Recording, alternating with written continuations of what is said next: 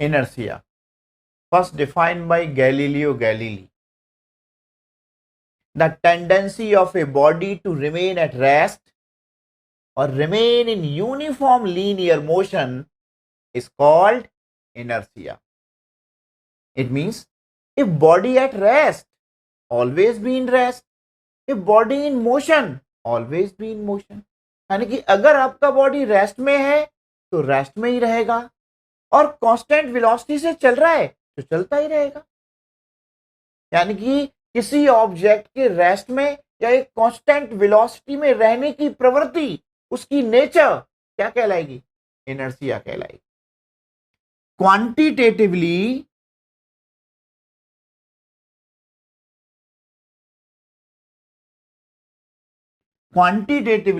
the inertia of an object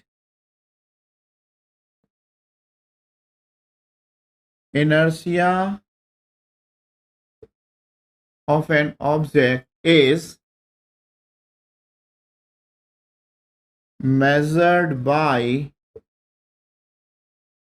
its mass. यानी कि आप ये बात कह सकते हैं कि inertia is directly proportional to mass of the body. Means larger the mass of body, greater the mass of body, greater is its inertia. यानी कि greater the mass, greater the mass of a body, greater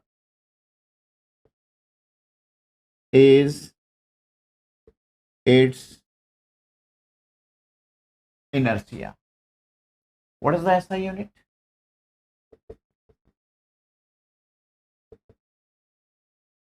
Depends on mass, measured by its mass. So what is the SI unit of mass? क्या कहेंगे आप? Kilogram. SI unit क्या है इसका? Kilogram होगा. Types of inertia. Inertia can be classified into three categories, and these three categories are inertia of rest, inertia of motion, inertia of direction. अगर आपका object rest में है तो रेस्ट में ही रहेगा, तो इनर्शिया ऑफ रेस्ट होगा. और अगर मोशन में है आपका ऑब्जेक्ट तो मोशन में ही रहेगा. और नेक्स्ट आपका inertia of direction. Fruits fall down from a tree on shaking a branch due to inertia of rest. Due to inertia of rest. Suppose मान लीजिए ये आपका ट्री है, ब्रांच है, और ये उसके नीचे एक सेब लगा हुआ है. सेब है आपका, फ्रूट है. जब आप ब्रांच को हिलाएंगे तो आपका जो फ्रूट है सेब वो तो हिलेगा नहीं. और जब ब्रांच हिलेगा, जब आपको ब्रांच को हिलाएंगे आप, तो सेब क्या होगा? टूट के नीचे गिर जाएगा. वो लिखा है ना, आपका ब्रांच तो आपका मोशन में है, ब्रांच को हिलाया मोशन में है, लेकिन फ्रूट एट रेस्ट, फ्रूट आपका रेस्ट में ही है, इसलिए वो क्या होगा? टूट के नीचे गिर जाएगा. Second, a man while jumping from moving train falls forward. जब आप चलती बस से या चलती कार से या चलती हुई ट्रेन से जंप करेंगे तो आगे की तरफ गिर जाएंगे. क्यों गिर जाएंगे? The lower part of body come to rest. आपका जो लोअर पार्ट है वो तो रेस्ट में आ गया, लेकिन अपर पार्ट ट्रेन के साथ ही चल रहा है. ट्रेन के साथ चल रहा है ना, जैसे आप ट्रेन से जंप करेंगे चलती ट्रेन से, आगे की ओर गिर जाएंगे. अगर आपको गिरने से बचना है तो क्या करेंगे? आप ट्रेन के साथ साथ थोड़ी स्पीड में, उसी की स्पीड में, उसी के साथ आगे की ओर चलते रहेंगे. आगे की ओर चलेंगे, जिस डायरेक्शन में आपका बस चल रहा है उसी डायरेक्शन में आप उस तरफ जंप करेंगे, क्योंकि आपका लोअर पार्ट रेस्ट में आया, लेकिन आपका लोअर पार्ट भी मूविंग कंडीशन में होगा, तब आप नहीं गिरेंगे. Next, inertia of direction.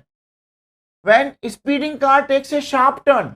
देखा होगा आपने, जब भी कार या बस जब भी कोई शार्प टर्न लेती है तो आप एक साइड में गिर जाते हैं, due to inertia of direction. Momentum. The total quantity of motion continued in a body is called momentum. Total quantity of motion means किसी ऑब्जेक्ट में, कंटिन्यूड मीन्स जारी, किसी ऑब्जेक्ट में जारी मोशन की जो कुल मात्रा है उसे क्या कहेंगे आप? मोमेंटम कहेंगे। For example, suppose car and truck, car and truck moving at relatively fast velocity, दोनों ही फास्ट वेलोसिटी से मूव कर रहे, दोनों ही भाग रहे हैं, लेकिन car has small momentum then truck, यानी कि ट्रक के कंपेरिजन में कार का मोमेंटम कम है because of its small mass. ऐसा क्यों है? Because of its small mass, यानी कि आपने ये कहा कि हमारा मोमेंटम किस पर डिपेंड कर रहा है? मास पर डिपेंड कर रहा है। मास कम है, मोमेंटम कम हो गया। सेकंड एग्जांपल देखते हैं, आप देखिएगा, अब bullet although has small mass, अगर हम बुलेट की बात करते हैं, अब bullet has small mass but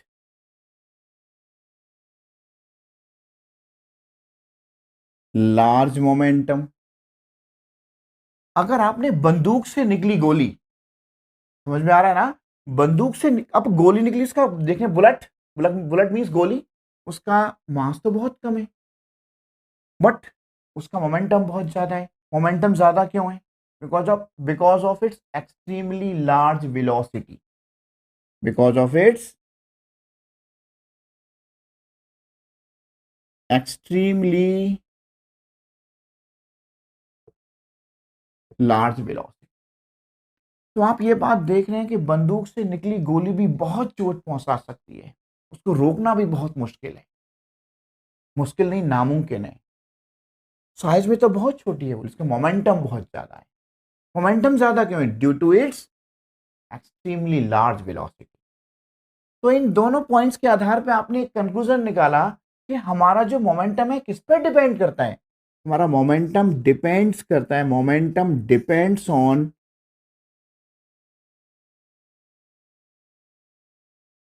two point.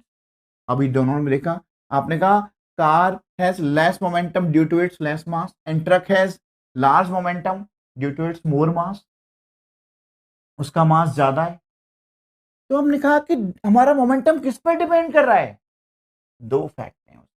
First, momentum depends on mass and second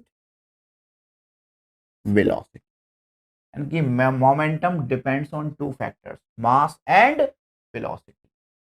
तो फिर आप mathematically how we define the momentum, mathematically हम कैसे डिफाइन करेंगे मोमेंटम क्या है? हम ये बात कहेंगे कि momentum is the product of mass and velocity. Momentum denoted by P equal to m into v. Momentum is a vector quantity. Vector quantity means represented by magnitude as well as direction. Velocity also a vector quantity. Momentum कौन सा quantity है? Vector quantity है,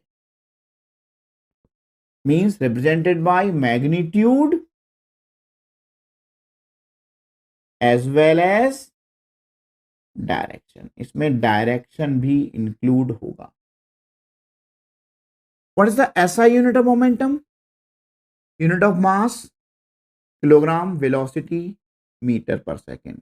the SI unit of momentum is kilogram metre per second.